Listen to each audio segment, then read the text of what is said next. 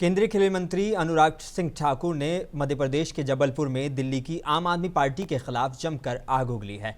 अनुराग सिंह ठाकुर का कहना है कि मुख्यमंत्री बनने के पहले आम आदमी पार्टी के नेता अरविंद केजरीवाल भ्रष्टाचार के खिलाफ आंदोलन पर बैठे थे और कांग्रेस सरकार के भ्रष्टाचार को मुद्दा बनाकर उन्होंने आंदोलन भी किया था। वो आज उन्हीं के साथ में है। अनुराग ठाकुर ने अरविंद केजरीवाल के एक बयान को दोहराया जिसमें उन्होंने कहा था कि मैं मुख्यमंत्री की कुर्सी ही ऐसी है जो इस पर बैठता है वो भ्रष्टाचार में लिप्त हो जाता है।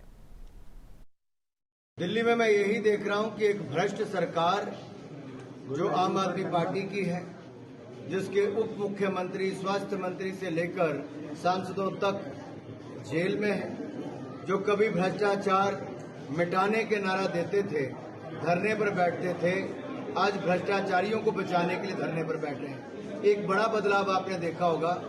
राजनीति में आने से पहले अरविंद केजरीवाल जी और आम आदमी पार्टी जब नहीं बनी थी तब इन्होंने कहा था इंडिया अगेंस्ट करप्शन। ये अरविंद केजरीवाल जी उनके साथी कांग्रेस के भ्रष्टाचार के खिलाफ धरने पर बैठते थे।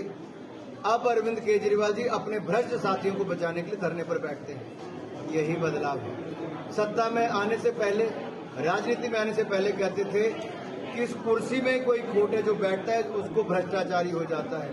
तो अरविंद केजरीवाल जी ने वो सिद्ध किया है, बैठे हैं और भ्रष्टाचार ही किया है।